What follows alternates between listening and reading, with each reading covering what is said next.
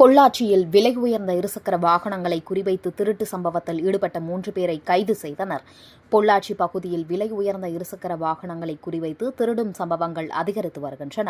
இந்த நிலையில் பொள்ளாச்சி ரங்கசுவாமி வீதியைச் சேர்ந்தவர் சூரியபிரகாஷ் இருதய தொழில்நுட்ப வல்லுநராக பணிபுரிந்து வருகிறார். இவரது நண்பர் ரிதீஷ்குமார் இவர்கள் இருவரும் கடந்த வாரம் புதியதாக வாங்கிய ராயல் என்ஃபீல்ட் மற்றும் யமஹா RN5 2 வாகனங்களை வீட்டின் முன்புறம் நிறுத்திவிட்டு தூங்கிவிட்டனர். காலையில் எழுந்து வந்தபோது அங்கே நிறுத்தி வைக்கப்பட்டிருந்த இருசக்கர வாகனங்களை மர்ம நபர்கள் எடுத்துச் சென்றனர். இதுகுறித்து சூரியபிரகாஷ் பொள்ளாச்சி கிழக்கு காவல் நிலையத்தில் புகார் அளித்துள்ளார். இதன் அடிப்படையில் வழக்கு பதிவு செய்த போலீசார் கண்காணிப்பு கேமராக்களை ஆய்வு செய்து இருசக்கர வாகனங்களை திருடிய நபர்களை தேடி வந்தனர்.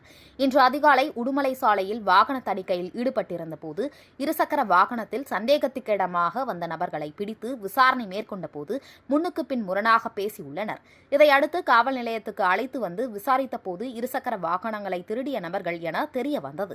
பின்னர் 2 இருசக்கர வாகனங்களையும் பறிமுதல் செய்த போலீசார் ராமநாதபுரம் மாவட்டத்தைச் சேர்ந்த ஹென்றி ஜோசப் 24, கபிலன் 25 மற்றும் பொள்ளாச்சி சேர்ந்த ஜோதி முருகன் உள்ளிட்ட 3வரையும் கைது செய்து போலீசார் அவர்கள் மீது வழக்கு பதிவு செய்து நீதிமன்றம் காவலுக்கு அனுப்பி வைத்தனர்.